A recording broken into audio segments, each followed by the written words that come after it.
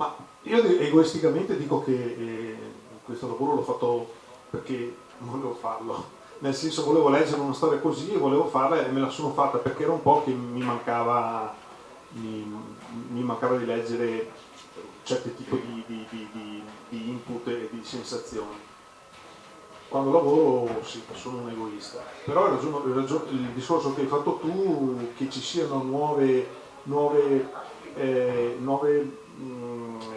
elementi che possono avvicinarsi a materiali diversi, per me va benissimo, insomma, anzi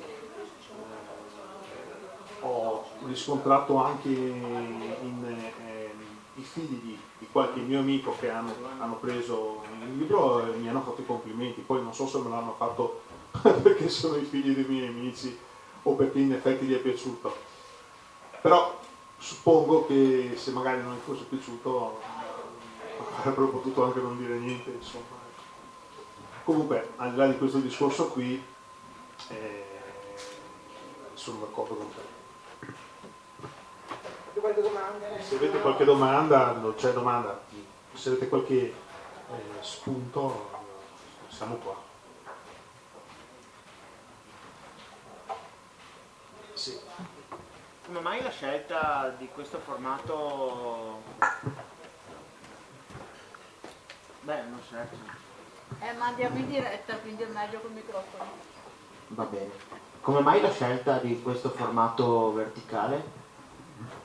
Allora, più che... Non per andare sulle storie di Instagram. Sì, no, allora il formato, quando ho presentato l'idea all'editore, mi ha detto, beh dai, tanto vediamo come fai le pagine, lui conosce già come lavoro, però mi ha detto, quando mi hai fatto vedere le prime pagine, quando hai preparato le prime pagine definitivi, decidiamo come fare. E io mi sono detto, beh, sicuramente farà un formato più piccolo, invece poi quando Segni d'autore ha visto il lavoro mi ha detto no, a mio parere delle tavole così, tra virgolette, elaborate, così, con questa colorazione così particolare, con tutte queste sfumature, con tutte queste declinazioni, mi ha detto dobbiamo fare un formato, mi costerà, però dobbiamo fare un formato che sì, che gli dia il giusto valore, Peso. esatto, il giusto imprinting, perché e questo mi ha fatto piacere perché un altro editore avrebbe potuto dire Ciccio, tu ti sei fatto sta mapparazza di lavoro, però io non voglio spendere i soldi e faccio un'edizione piccola e se tu hai fatto delle cose ricercate, lavorate, te la mangi. Invece ho trovato un editore segno d'autore che invece mi ha seguito in tutto per tutto, insomma il formato sì, sembra uno scudo longobardo, però secondo me gli dà il giusto valore, insomma.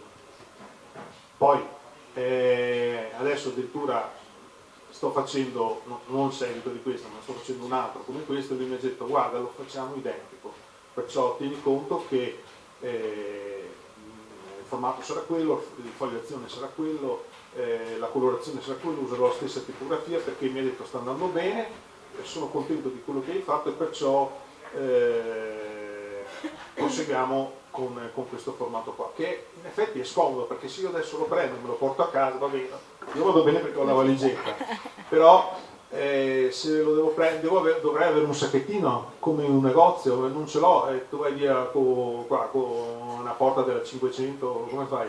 Però secondo me... Sì, no, forse la domanda mia non è un po' così campata per aria. Però no, invece non è una domanda stupida, ti spiego anche perché.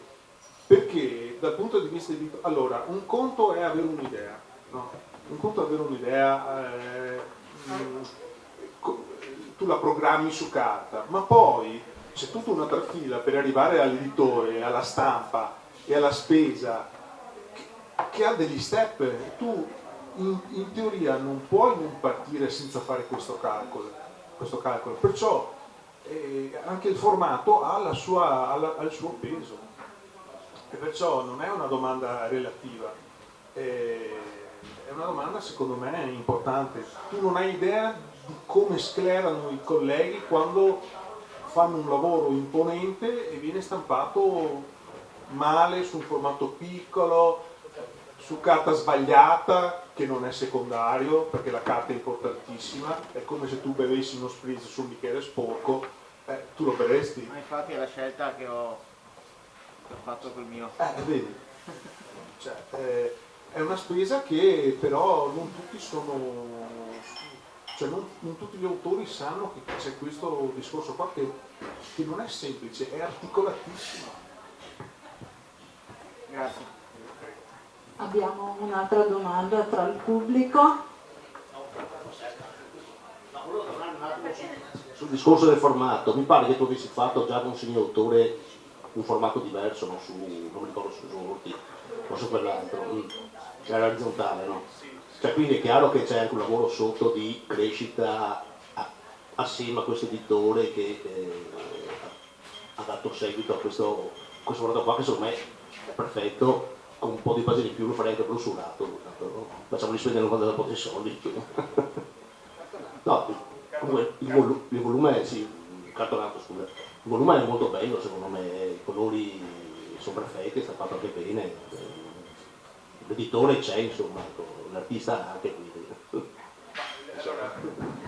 Grazie. Io ho la fortuna di avere un editore, piccolo, con le sue risorse tra virgolette limitate, con anche le sue un po' paranoie, ma ho un editore serissimo. È un editore che mi rendo conto, a parte il fatto che adesso ormai non è più il mio editore, ma siamo diventati amici, non mi ha mai, sono 4 anni che ormai lo frequento, non mi ha mai detto un no, e so che lui invece di no ne spara tanti. È anche una questione forse di fortuna, perché probabilmente gli sono forse simpatico, o quello che faccio magari mi piace, però la forma editoriale è importante, l'attenzione editoriale è importante. L'esempio stupido di prima, sul bicchiere sporco non avrei tanta voglia di bere. Magari se sono a casa di mia nonna, per non offendere mia nonna, che dico nonna, che il botto è sporco, però in un altro posto sono costretto a portarli indietro, perché magari sono schifitoso, però secondo me un libro con i suoi crismi giusti ha già un suo valore aggiunto. Tra l'altro tu, essendo editore, queste robe le sai bene. Adesso vi spiego una cosa, perché lui non solo è scrittore, disegnatore, saggista, di tutto, ultimamente si è diventato anche editore, sì. Adesso ve la spiega meglio lui il discorso. Tra l'altro poi il libro che stiamo facendo è un libro suo Scusa, no, volevo dire editore nel senso che lui sa il discorso della carta che facevi tu prima, dell'importanza, del valore del supporto, perché non so voi, ma a me il digitale, io non dico di no al digitale, però il digitale poi mi stanca, la carta non mi stanca, finché il digitale non avrà una funzione che non mi stanca, io continuerò a prendere la carta, prenderò altri fumetti di carta, cioè è più forte di me. Allora, è chiaro che il bravo editore lavora di concerto con l'autore, cioè pensa al risultato finale, pensa alla qualità finale del libro, e quindi insomma l'editore bravo è quello che cura tutti gli aspetti e anche quello che si prende anche i rischi, perché quando ho visto il Pigello la prima cosa che ho pensato è cavoli, non ho la libreria così grande, dove lo metto, dove lo infilo, per me era un problema, però in realtà ho capito che poi è un finto problema. perché il libro deve essere così.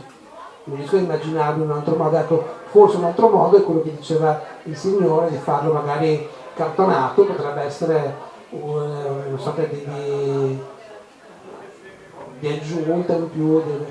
Però sì, bisogna sempre pensare al formato, alla carta, ai caratteri che si usano per il titolo e prendersi sì, la responsabilità anche di fare delle cose che possono apparire al momento strane, perché sono diverse da quello che fanno tutti, no? Perché spesso quello che fanno tutti non sono scelte, sono semplicemente seguire la corrente in maniera anche un po' bovina sotto certi aspetti, e invece capire che ogni libro ha la sua anima è la cosa che dovrebbero fare tutti gli editori.